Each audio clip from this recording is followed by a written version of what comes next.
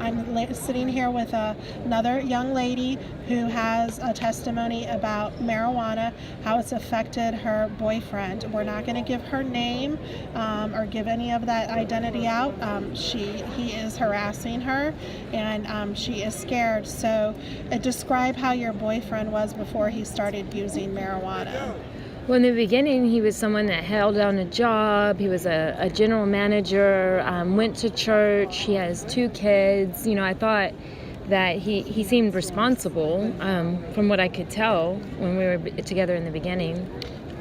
And then you started seeing him use marijuana? Well, I don't smoke marijuana, but I started suspecting he was because I could smell it. Then I started finding zigzag papers around the house and little remnants of joints laying around everywhere. And then eventually later I actually found some bags of marijuana. Okay. And then describe the changes you saw in your boyfriend after he started using marijuana. What was his behaviors? Well, he became paranoid. He would go out in the neighborhood pacing back and forth, wondering what I was doing. We lived on the same street, hiding behind cars and trees, just very irrational, emotional. There'd be times that when I tried to break up with him, he would hold me down for 2 hours at a time, refusing to let me go. I've seen him just very obsessed, very obsession behaviors, making up lies and manipulating, and just didn't seem like he was in reality of what was happening. And so currently you have broken up with him, but he is not accepting that. Not at all. And he's harassing you. Yes. And you don't need to go into any details to expose his identity or yours, but if you want to generally describe how he's harassing you. Well, there's times like I've blocked him, but he calls from different phones 20, 30 times a day, refusing that we're broken up, saying I'm his. He sends his kids to put notes on my door because the last time he was on my property, the cops were calling him, saying that he's my husband with little cutout hearts. And this man is 39 years old.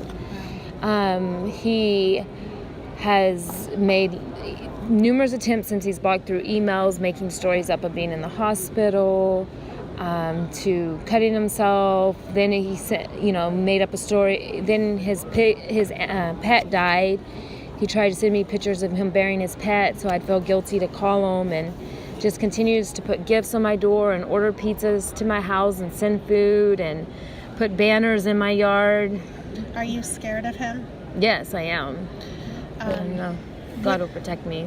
We wish your safety for that. We'll pray for you that you are safe. And when you tell people your story that marijuana did this to your boyfriend, what is their reaction? Do they believe you? No, most people, everyone says, oh, marijuana just makes you relax and you're just going to eat and be sleepy. But I know for, a fact, just going through his house and finding all his spots, the only thing ever was marijuana there. And he's been drug tested for hard drugs through the court system when he was battling for his kids. And the only thing there was ever a record of has been marijuana. And it made him paranoia, just bipolar, he can't handle his emotions. His emotions are really immature for someone who's 39 years old.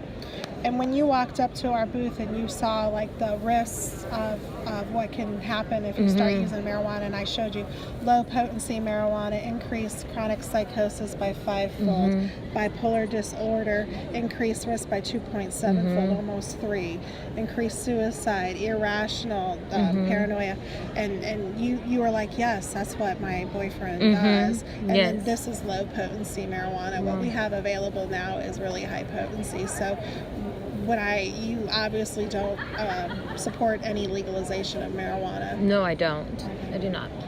All right. I really appreciate you giving us your testimony. Thank you. And we pray for your safety. Thank you. Thank you.